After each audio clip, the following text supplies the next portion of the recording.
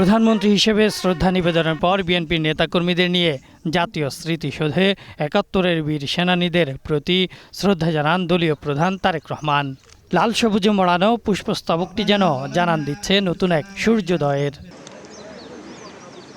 শ্রদ্ধা নিবেদন শেষে দলের মহাসচিব মির্জা ফখরুল ইসলাম আলমগীর একটি সুখী সমৃদ্ধ নতুন বাংলাদেশ গড়ার প্রত্যয় জানান।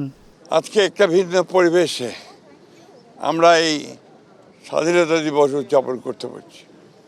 আমরা সম্পূর্ণ মুক্ত, ফ্যাসিস্ট মুক্ত একটা পরিবেশে এই দিনটি আমরা উদযাপন করতে যাচ্ছি। দেশের মানুষ এবার সুন্দর ও গণতান্ত্রিক পরিবেশে স্বাধীনতা দিবস পালন করতে পারছে বলেও জানান রাষ্ট্রের সর্বোচ্চ আইনজীবী সহ রাজনীতিবিদরা। এবং আমি মনে করি যে আজকের এই দিনে আমাদের সুবিচার প্রাপ্তির নিশ্চয়তা আমরা মানুষকে দিতে চাই, আগামী নতুন বাংলাদেশের যে স্বপ্ন মানুষ দেখে তার বাস্তবায়নের মাধ্যমে। আমরা আজকের এই সম্মানের মধ্য দিয়ে আমরা আগামী বাংলাদেশকে একটা সুন্দর, একটা ভালো অর্থনৈতিক স্বাবলম্বী বাংলাদেশ গড়তে চাই।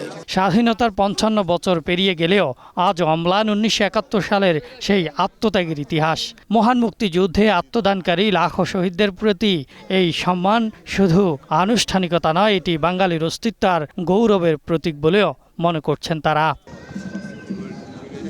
Ahsan Habib, green news, Savar.